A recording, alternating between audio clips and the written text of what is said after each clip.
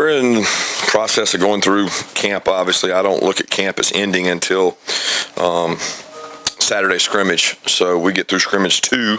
I would consider that the close of our camp. Unfortunately, our academic calendar doesn't match up perfectly with what we got going on. So school will start for the players tomorrow. They're getting their books. They're back to being student athletes, and it's hard to do that in camp early on. So we get them for a lot more time up until tomorrow, and makes it a little bit tighter schedule for us. But progress has been good. Wouldn't say that the first scrimmage was really up to the standard or our expectations. We did not have a lot of enthusiasm, didn't play to the level that I think we need to play to. But good news is I got another chance this Saturday and really every day to go out and practice. I have been pleased with all the details that go into the leadership in terms of showing a younger player how to do it. Guys are coaching guys. Guys are on time. We must have 6,000 checks and balances in the last 2 weeks of what time you got to be somewhere, and the guys have been great about that, which says a lot about them as people. But we got a long way to go as a football team. We are nowhere near where we close to where we need to be. I feel like we have less depth than we've ever had, and that's kind of a common theme talking to other coaches I talk to. I call it the deterioration of football, because every year we've been here, I feel like we've had more players capable of going in and play winning football, and every year that goes down. So we got to keep working to increase that number.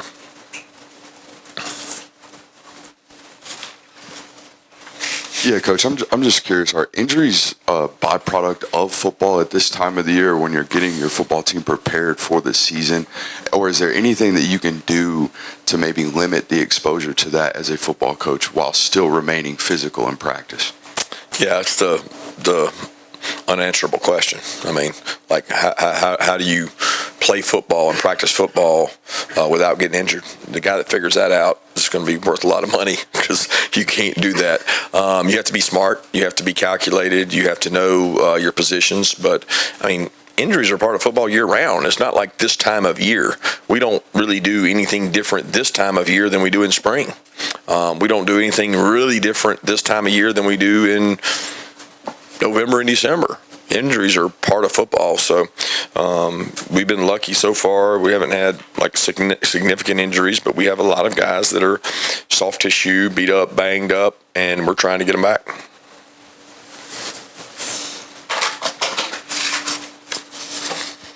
Going off the injuries, what is Jarrett and Chaz, each of them, dealing with, and just what they look like at this point in the week?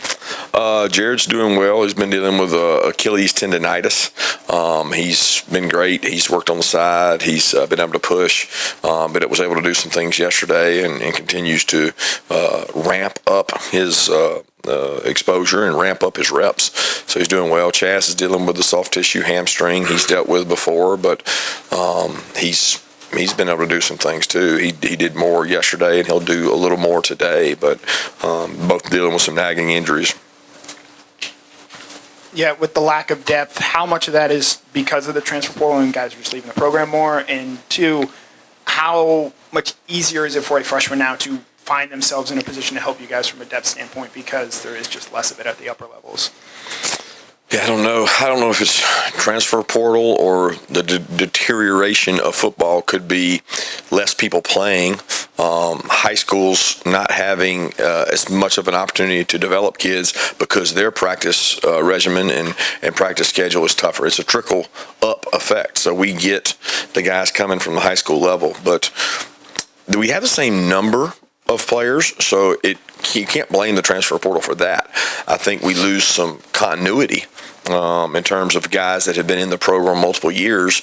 Therefore, your next statement of making it easier for a younger player to play, I don't know that it's any easier, because he's up against guys that come out of the portal, but we have less guys that know and execute our system, and we're not even really considered a portal team. I mean, I don't know how many we've averaged over the last 4 years. I can't imagine it's even double digits. I mean, we don't have many guys coming from that. So, but it's not as much quality depth that I'm used to, but we probably have more than a lot of people. Kirby, can you provide an update on Jordan Hall, what he's dealing with? Did he have a setback of some sort? Jordan Hall was coming back, starting to run from his, what was the exact word there? He had a stress fracture in his tibia, and he is now dealing with the exact same thing on the other leg. So the other leg had the same thing that was strange for it to occur, but he didn't acknowledge it until he started running and he was coming back from the first one. So we had to fix the other one, but he's on a good timeline. It's not a long-term deal, and now he actually knows what to expect because he's had it done to the left and the right. So I don't know the order of those, but it doesn't matter. He had the other one fixed. He's going to be back, and we don't know the exact timeline for that, but he's been in great spirits, and I'm just glad they found it when they did. Kirby, you've spoken at length about the importance of explosive play margin through your first several practices. What have you seen from both sides as far as being able to create explosives and prevent them? I've seen both sides of it. I mean, it's one day it's one way, and the other day it's the other way. There's not been a dominant side of the ball, if that's what you're asking. There's been explosives, and then there's not been explosives. And a little bit of that's predicated off of eye control, execution, depth, who's in practice, who's out of practice. But at the end of the day, both units have had glaring moments of like success and moments of not success. I mean, there was a consecutive 4-play stretch by the offense where they had 4 explosives in a row Saturday, but then there were stretches where they didn't. So, I mean, it's like every year. I can't sit here and tell you that one side of the ball has been explosive and the other side has given them all up. It's a balance. Speaking of explosives, I think over the last few years you all have had more explosive runs than previous years, despite running the ball a little less. Is it kind of an example of not only opening up the offense, but when you still retain a physical style, it allows you to do multiple things, not just pass? Yeah, I would have thought before you said that we had less explosives running than we have in the past, but maybe that's just when you start getting to the big numbers. We do have a lot of 10 to 12-yard runs, but we didn't have the home runs, the long runs that historically we've had, which are like another category of explosive, more explosive. But it's something that we pride ourselves on. And to be honest with you, you're not going to be an explosive passing team because explosive passes happen off play action. And you can't be an explosive passing team off play action if you can't run the ball. So the balance of those two is really critical. We've been more explosive passing the ball in the last 2 years than previous years. A lot of that has to do with the skill players, has to do with the quarterback, has to do with how the coordinator calls the game. But we certainly need to be explosive in both. I think we've got the backs to be an explosive run team. We've got the perimeter blockers to be an explosive run team, and we've got the offensive line to be an explosive run team. And I hope that we're more capable of longer explosives, meaning when we get through there to 10 to 12, we can turn those into 40, 50 and not 20, 30-yard plays. Yeah, Coach, I know you're still in fall camp, but when you start that prep for Clemson, do you think there's going to be a level of familiarity with that roster, considering there's been a lot of recruiting battles, or at least a lot of players that you've attempted to recruit on that roster that you might be well aware of? Yeah, I'd reserve that to when we start worrying about them. We got a lot to fix, guys. We are not where we need to be in terms of like depth and enough guys to play winning football. And I'm really so focused on like how we can get better today and how our team can get better, and that that's down the road. Yeah, what have you seen out of freshman running back Nate Frazier, and what sort of makes him different from the other guys that you have in that room? Well, I don't know that we know that yet. He's certainly a guy that's trying hard to learn, to understand. I don't think he's ever had the detail of, on this run, this is your key. He gets the ball and runs. And there's a lot to our blocking schemes in terms of who is he reading, who is he looking at, what are his steps, what does he have to do in protection. He's got a lot to learn in terms of that. He didn't go through spring. So his spring is now. his spring was in the summer. So he's got a lot of catching up to do. He is an explosive kid. He's got good track times. He's got good speed. He's got great toughness. He's got a little ball of energy. But, there's a bunch of guys in that room they're doing a great job. Chauncey's doing a great job. The young kids, White's doing a good job. I mean, those guys are all doing a great job, and we need them to help us this year. Kirby, can you give us a couple updates on the running backs? Will Trevor Etienne be available for the Clemson game? And what is the health of Rod Robinson and Branson Robinson? How are they holding up?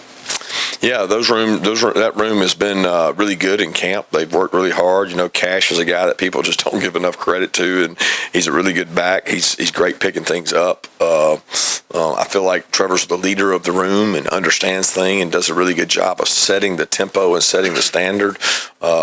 Branson's been great. Rod's been dealing with a little bit of a toe injury that he's dealing with, and then the three freshmen. So we're looking forward to getting all those guys ready to go.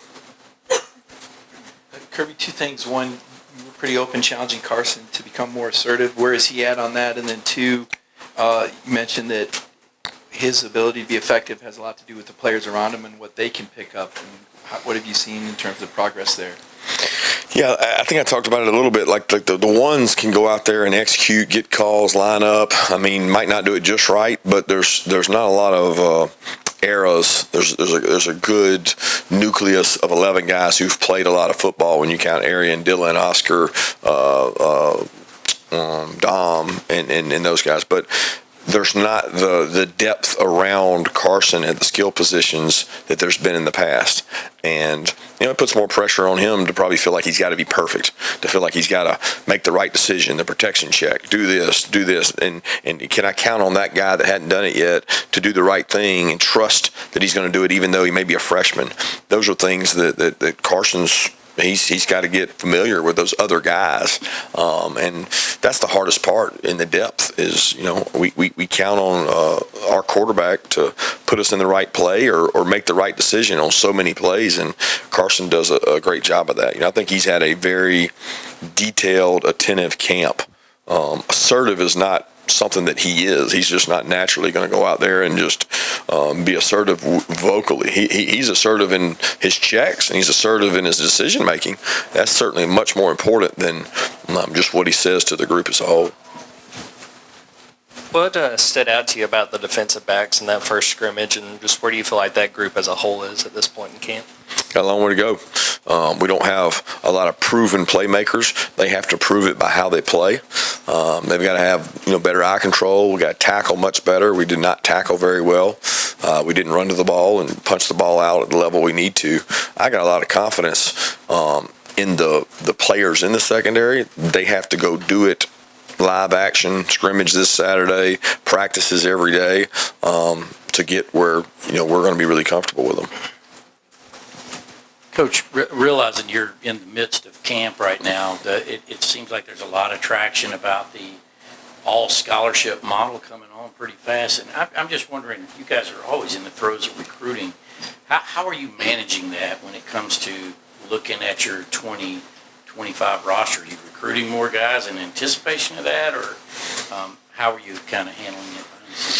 Not really doing anything with it. I mean, we're focused on our team, our roster. We'll have to make some decisions. We have a timeline set apart for like the off weeks, different times in the season when we sit down and look at our roster currently, our roster next year, how that looks in terms of what do we have committed, what do we need, what are our numbers going to be. I think you're referring to the 85 versus the potentially 105, and there's a lot of gray area in that because you don't have to go to 105. A lot of people may choose to. I don't know that 105 scholarship players is the right way to go about it because you've got 105 NIL capabilities there. You've got more people that would be unhappy. You don't have walk-ons when you do that, and I don't think it's set in stone yet that everybody's going to rush off and go to 105. That's a huge burden on the budget of the athletic department. And honestly, there's a lot of kids here that, I think do a great job for us as walk-ons, and you would be dismissing them to go out and say you're going to sign 20 more high school kids. So we really haven't gone down the path of the numbers yet. When you talk about the depth of your team, can you identify one or two areas in particular that are most concerning at this stage? Yes. Can you identify it with us? No. Coach, just wondering, for the helmet the radio in the helmet, how has that kind of been going in practice and scrimmage last weekend? It's great. Do it every day. We do it every opportunity we get. We use it. We use it in scrimmages, and we communicate with the guys. And I think logistically it may be an issue when all the people in the stands, the crowd noise. I'm really interested to see how this is going to work for guys. Can they hear it in an SEC stadium? Because you see a lot of NFL players covering their ears, and they're like trying to really hear it. And a lot of times our stadiums, especially at the national level in the SEC, can be hard. And so there's no rule for that. There's no you got to tell them to be quiet so we can hear. So that you got to have a plan for how you're going to execute it. Kirby, what have you seen from Raylan and CJ as they go into that second season, especially with Smile banged up coming into camp? More comfortable. They've been thrust into the limelight and had to play earlier, probably before they were ready, to be honest. And you grow up when you have to do that. The amount of time, I think you forget sometimes what year they are. It happens to me all the time. I think Raylan and CJ are experienced vets on our team because they're in the upper echelon of playtime and upper echelon in terms of years here, because the majority of our team is young. Even our mid-years, I'm out at practice and I'm thinking man, this kid's already been here a year. No, he hadn't. He's only been here 5-6 months. And you got to grow up fast with the way this thing is now, because young players have to be ready to play. Yeah, what has Damon Wilson been able to do, especially after noticeably bulking up this offseason? Damon's been good. He's been able to be a contributing factor more on first and second down. I think learning his assignment, he could go play on third down and play with reckless abandon and do a really good job last year. Now, first and second down, he knows what to do. He understands it. He has better keys. He has better strike. He can hold up against a really physical tackle. He's improved just by merely being here and going through the spring. He's improved. He's also gotten a good bit of work with Chaz and some of the injuries we've had there. Kirby, can you talk about three of the offensive linemen, specifically Jamal Merriweather, Daniel Calhoun, and Jazir Jackson? Yeah, all three of those guys, Jamal Merriweather, Jazir Jackson, and who was the other one? Daniel Calhoun. Yeah, they all have gone with the 2s and 3s. Daniel's probably gone a little more at the 2s with Jared's injury and moving guys around, where the other guys have gone with the 2s some and 3s. They continue to get better. They need to. They're still considered young offensive linemen in our program, and that's the hardest place to play besides quarterback in the SEC. There's nowhere you will get exposed more than on the offensive line. So those guys are going to continue to get better and develop. They all three have size on their side. One more question. I want to ask about Jamal Jarrett, kind of his journey here at Georgia and coming in and losing a lot of weight. And how has he done with all of that stuff, and what kind of camp is he having? John's been good. His weight has been up and down. I think it's something that he knows and he's trying to work on. And he has moments, flashes of being able to help us. And we need help at that position in terms of depth, because we've got injuries at those positions. So I think he's getting better. He's more dependable. He has a little more stamina, but there's still area for improvement that he's got to be able to play more consecutive snaps. And that's what we challenge him to do each and every day. Thanks, Coach.